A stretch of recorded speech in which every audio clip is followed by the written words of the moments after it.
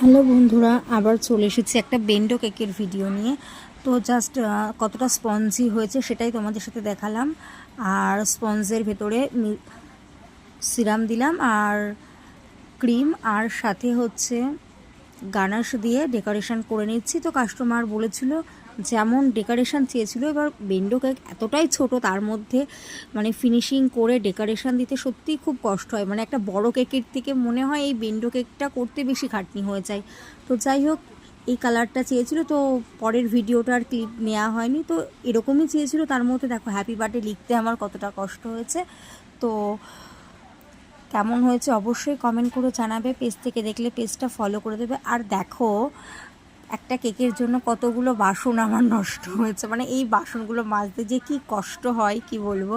তো YouTube channel থেকে দেখলে চ্যানেলটা সাবস্ক্রাইব করে দেবে। আর কতটা সুন্দর লাগছে দেখো ছবিতে। তো নিতে চাইলে আমার সাথে যোগাযোগ করবে। রাধে রাধে বন্ধুরা, ভালো থেকো।